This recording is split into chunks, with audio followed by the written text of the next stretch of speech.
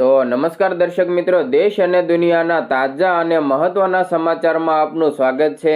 દર્શક મિત્રો, દેશ અને વિદેશમાં ઘટતી અવનવી ઘટનાઓની માહિતી તેમજ રાજનીતિ અને ખેડૂતોને લગતા સમાચાર સૌથી પહેલા મેળવવા માટે અમારી ટ્રેન્ડિંગ ગુજરાત યુટ્યુબ ચેનલને અત્યારે સબસ્ક્રાઇબ કરી લેજો અને બાજુમાં આપેલા ઘંટડીના નિશાનને પણ પ્રેસ કરી દેજો, જેથી અમારા અવનવા વિડીયોની અપડેટ સૌથી પહેલા તમારા મોબાઈલમાં મળતી રહે।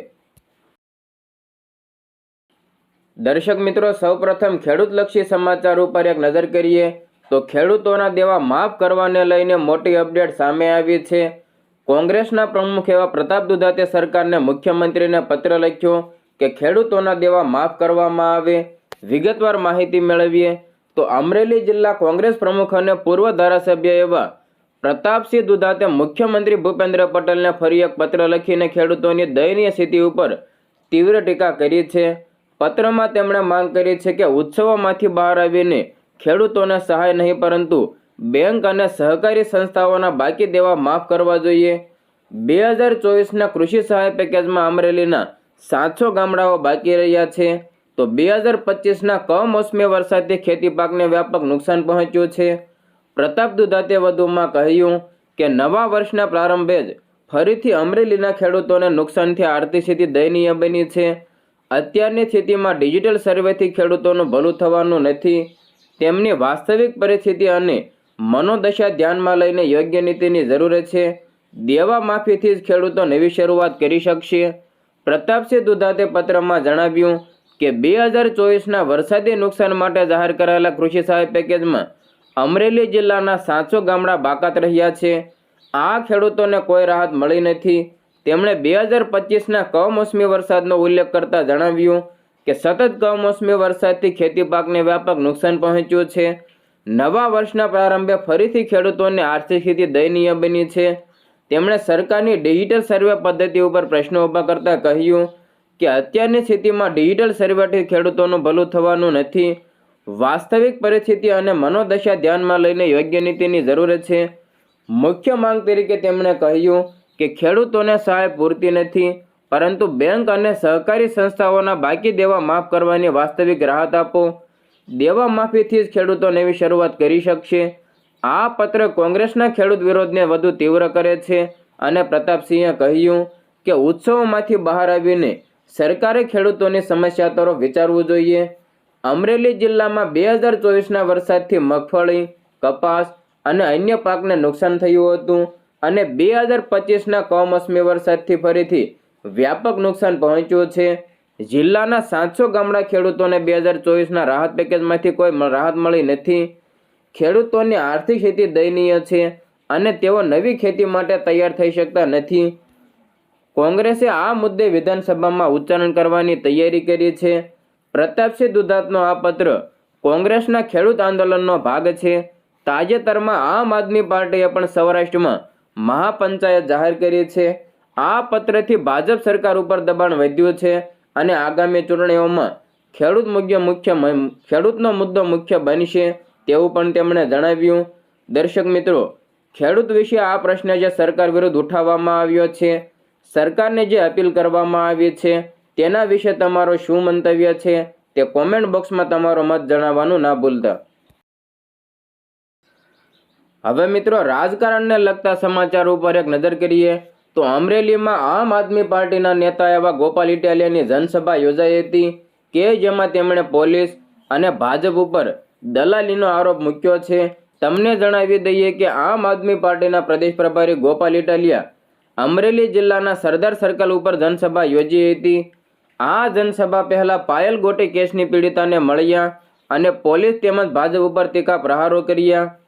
વરસતા વરસાદમાં પણ હાજર યુવાનો વચ્ચે સંબોધન કરતા ગોપાલભાઈએ જણાવ્યું કે પોલીસ અને ભાજપના નેતાઓ એક ગેંગ બની ગઈ છે જે દરેક જિલ્લામાં સક્રિય છે। ગોપાલ ઇટાલિયાએ વધુમાં જણાવ્યું કે પોલીસ ભાજપના ખોળામાં બેઠી છે અને 2027માં તે જતી રહેશે। ગોપાલભાઈ ઇટાલિયાએ પોલીસ અને સરકાર ઉપર પ્રહારો કરતા જણાવ્યું કે પોલીસ ભાજપની દલાલી કરે છે। જોકે જનસભાને બંધ રાખવી પડી હતી। વરસાદને કારણે આગામી જનસભાઓ પછીના દિવસોમાં યોજવાનું નક્કી કરવામાં આવ્યું હોવાનું માહિતી મળી।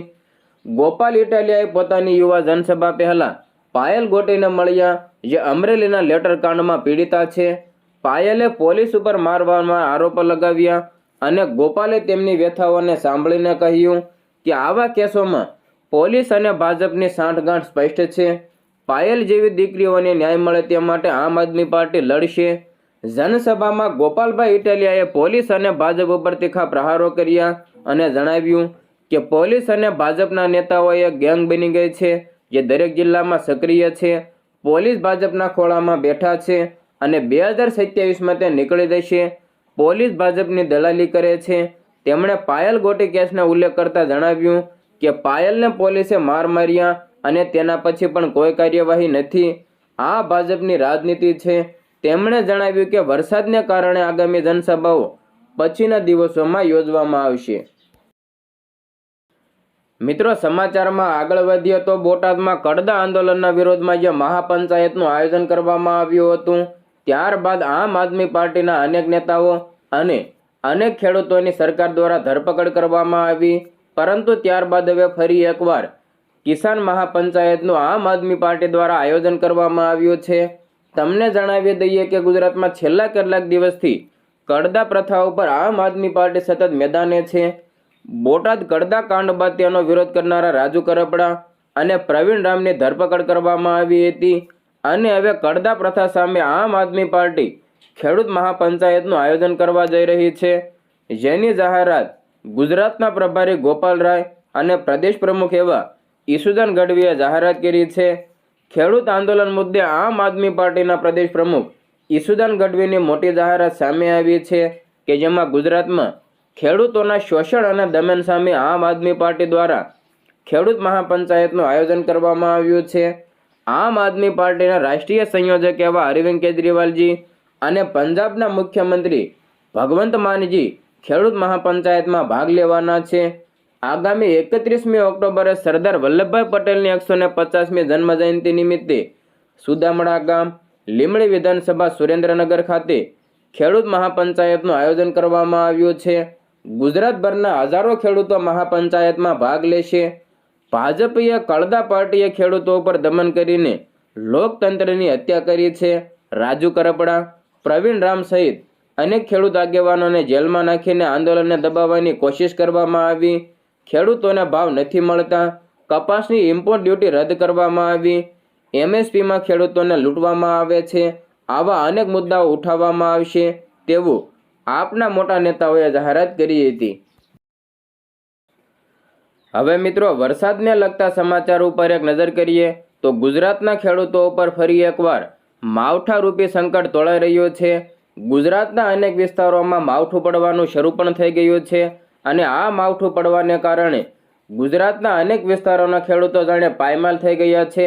ખેડૂતોનો તૈયાર મગફળી અને કપાસનો પાક પલળી ગયો છે અને આ ઉપરાંત બંગાળની ખાડીમાં સર્જાયેલા મોન્થા વાવાઝોડાની અપડેટ વિશેની પણ માહિતી મેળવવાની છે. પરંતુ સૌપ્રથમ ગુજરાતમાં થઈ રહેલા માવઠા વિશેની અપડેટ ઉપર એક વાત કરી લઈએ તો હવામાન વિભાગે કમોસમી વરસાદની આગાહી કરી છે અને રાજ્યના ઘણા વિસ્તારોમાં કમોસમી વરસાદ પણ પડ્યો છે. ત્યારે ગીર સોમનાથ જિલ્લામાં મગફળી પકવતા ખેડૂતો ઉપર જાણે કે ચિંતાના વાદળો ઘેરાયા છે. હાલ મગફળીની જણસીની સિઝન ચાલી રહી છે, લણણીની સિઝન ચાલી રહી છે. ઘણા ખેતરોમાં મગફળીના પાથરા પડ્યા છે તો કેટલાક ખેડૂતો મગફળીનો પાક લેવાની તૈયારી કરી રહ્યા છે. પરંતુ વરસાદની આગાહીને કારણે ખેડૂતો ચિંતામાં મુકાયા છે. વરસાદની આગાહીને કારણે ખેડૂતોએ હવે મગફળી લણણી કરવાનું થોડા સમય માટે મુલતવી રાખ્યું છે. પરંતુ જે ખેડૂતોએ પહેલાથી જ મગફળીની લણણી કરી લીધી છે તેઓ હવે ચિંતામાં મુકાયા છે.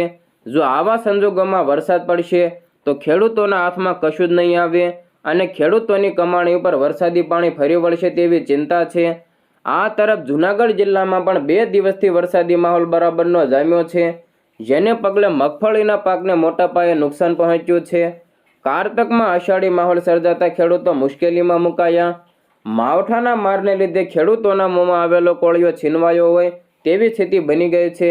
તો જૂનાગઢના ઝાંઝરડા ગામમાં મગફળી અને સોયાબીનના ઊભા પાક ઢળી પડ્યા છે અને ખેડૂતોને રાતા પાણીએ રોવાનો વારો આવ્યો છે. બીજી તરફ ટેકાના ભાવે મગફળીની ખરીદી અંગે પણ અસમંજસ છે, જેને લીધે ખેડૂતોની ચિંતા વધી છે. ખેડૂતોની અને ખેડૂત આગેવાનોની એક જ માંગ છે કે સરકાર તાત્કાલિક મદદ કરે. જો ખેડૂતોને મદદ નહીં મળે તો તેમની સ્થિતિ કફોડી બની શકે છે. પહેલા જ માવઠાને લીધે નુકસાની છે અને હજુ તંત્ર દ્વારા આગામી દિવસોમાં કમોસમી વરસાદની આગાહી કરાઈ છે.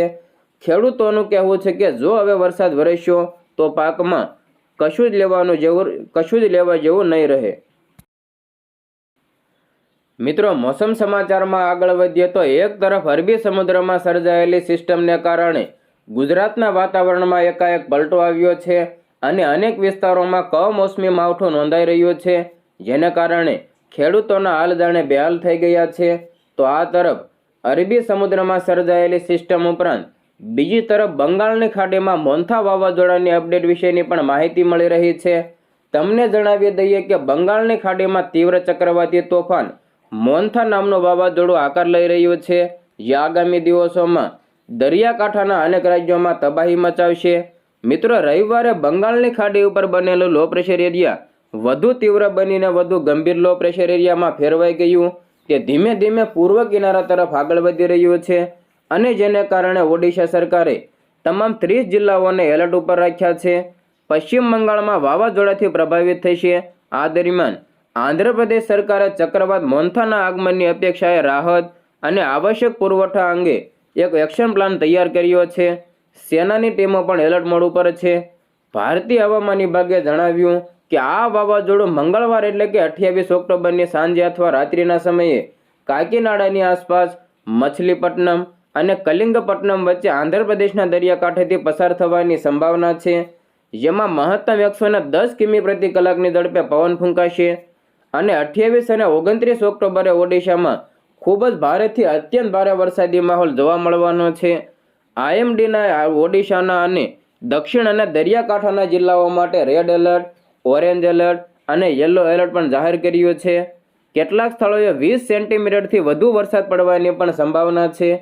ઓડિશાના મહેસૂલ અને આપત્તિ વ્યવસ્થાપન મંત્રી સુરેશ પૂજારીએ જણાવ્યું કે રાજ્યના તમામ 30 જિલ્લાઓને એલર્ટ ઉપર રાખવામાં આવ્યા છે અને કર્મચારીઓ અને મશીનરી બચાવ અને રાહત કામગીરી માટે તૈયાર છે. ઓડિશાના મંત્રીએ જણાવ્યું કે મોન્થાની તીવ્રતાને જોતા તે અનેક જિલ્લા પ્રભાવિત કરી શકે. નીચાણવાળા વિસ્તારોમાંથી લોકોને સ્થળાંતર કરવા માટે સૂચના આપવામાં આવી છે. તેમણે જણાવ્યું કે દરિયાકાંઠા અને દક્ષિણ પ્રદેશોના 15 જિલ્લાઓ ચક્રવાતી તોફાનથી પ્રભાવિત થવાની સંભાવના છે અને આ દરમિયાન પરિસ્થિતિની ગંભીરતાને ધ્યાનમાં રાખીને દક્ષિણ અને દરિયાકાંઠાના પ્રદેશોમાં આશરે 7 જિલ્લાઓમાં સરકારી કર્મચારીઓની રજા પણ રદ કરવામાં આવી છે. હવામાન વિભાગે જણાવ્યું કે આગામી 24 કલાક દરમિયાન તે પશ્ચિમ ઉત્તર પશ્ચિમ તરફ આગળ વધવાની અને દક્ષિણ પશ્ચિમ અને સંલગ્ન પશ્ચિમ મધ્ય બંગાળની ખાડી ઉપર ચક્રવાતી વાવાઝોડામાં તીવ્ર બનવાની શક્યતા છે. તે ઉત્તર પશ્ચિમ તરફ પછી ઉત્તર પશ્ચિમ તરફ આગળ વધીને 28 ઓક્ટોબરની સવાર સુધીમાં તીવ્ર ચક્રવાતી વાવાઝોડામાં ફેરવાઈ જશે.